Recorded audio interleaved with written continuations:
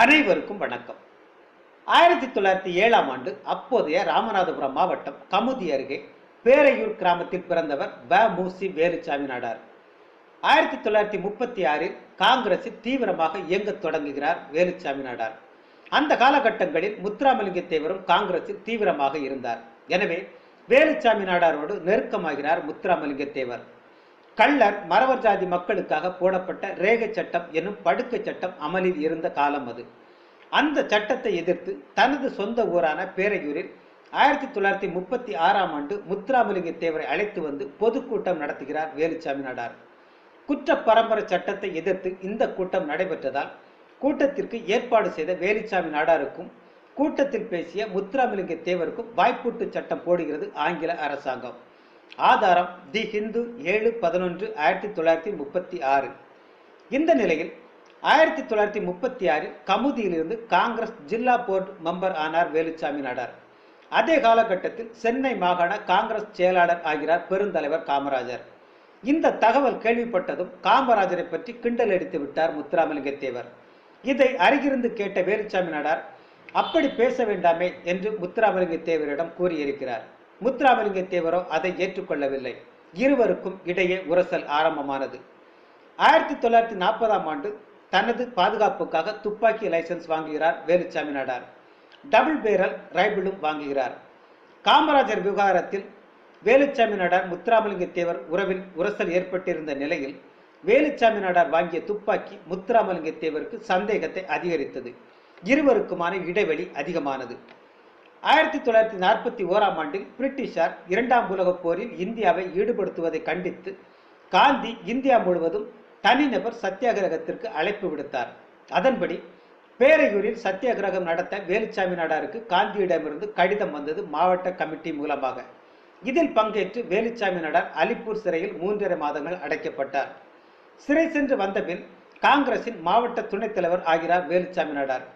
காமராஜரோடு வேலுச்சாமி நாடார் நெருங்க முத்துராமலிங்க தேவரிடமிருந்து விலகுகிறார். இந்த நிலையில்தான் முத்துராமலிங்க தேவரின் வைத்தியரான பெருமாள் பீட்டர் மூலம் வேலுச்சாமி நாடாருக்கு அறிமுகமாகிறார் இம்மானுவேல் சேகரன். துடிப்பான இளைஞரான இம்மானுவேல் சேகரனை காங்கிரஸ் கட்சிக்காக பட்டை தீட்டுகிறார் வேலுச்சாமி நாடார். முத்துராமலிங்க தேவருக்கு எதிரான அரசியல் சக்தியாக மாறுகின்றனர் வேலுச்சாமி நாடாரும் இம்மானுவேல் சேகரனும்.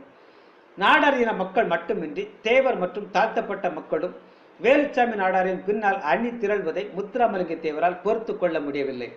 அப்போது 1936இல் வேலுச்சாமி நாடாரின் சொந்த ஊரான பேரையூரில் கூட்டம் போட்டு வேலுச்சாமி நாடாரை புகழ்ந்த முத்துராமலிங்க தேவர் 1957ஆம் ஆண்டு ஜூன் 8ஆம் தேதி மீண்டும் அதே பேரையூரில் கூட்டம் நடத்தி வேலுச்சாமி நாடாரை கடுமையாக விமர்சிக்கிறார். முதுகுளத்தூர் கலவரம் தொடர்பாக 1957 செப்டம்பர் 10ஆம் தேதி முதுகுளத்தூர் தாலுகா அலுவலகத்தில் மாவட்ட கலெக்டர் பணிக்கர் தலைமையில் அமைதி பேச்சுவார்த்தை நடக்கிறது. அதில் முத்துராமலிங்க தேவர் இம்மானுவேல் சேகரன் ஆகியோரோடு கலந்து கொண்டவர்களில் முக்கியமானவர் வேலுச்சாமி நாடார். கூட்டம் நடந்து கொண்டிருக்கையில் இம்மானுவேல் சேகரனை பார்த்து நான்சென்ஸ் என்று முத்துராமலிங்க தேவர் கூறிய போது you are the nonsense mister Thevar என இம்மானுவேல் சேகரனுக்காக களம் இறங்கினார் வேலுச்சாமி நாடார். அருப்புக்கோட்டை நாடாளுமன்ற உறுப்பினர் R.S. ஆறுமுகத்திற்கு எழுதிய கடிதத்தில் வேலுச்சாமி நாடாரை மறந்தோமானால் நாம் நன்றி கட்டவர்கள் ஆகிவிடுவோம் என குறிப்பிடுகிறார் இம்மானுவேல் சேகரன். இது மண்ணுரிமை என்னும் இதழிலும் வெளியானது. அதனைத் தொடர்ந்து வேலுச்சாமி நாடாருக்கும் இம்மானுவேல் சேகரனுக்கும் கொலை மிரட்டல்கள் வர ஆரம்பிக்கின்றன. இம்மானுவேல் சேகரனின் உயிருக்கு உத்தரவாதம் இல்லை என்பதை அறிந்த வேலுச்சாமி நாடார் அன்று இரவு தனது வீட்டுக்கு அழைத்துச் செல்கிறார். தலைக்கு குறிவைக்கப்பட்டிருந்த இருவரும் பேரையூரில் பாதுகாப்பாக இருந்தனர். மறுநாள் செப்டம்பர் 11 காலை பாரதி விழா ஒன்றில் பேச வேண்டியிருப்பதாக சொல்லி கிளம்பினார் இம்மானுவேல் சேகரன்.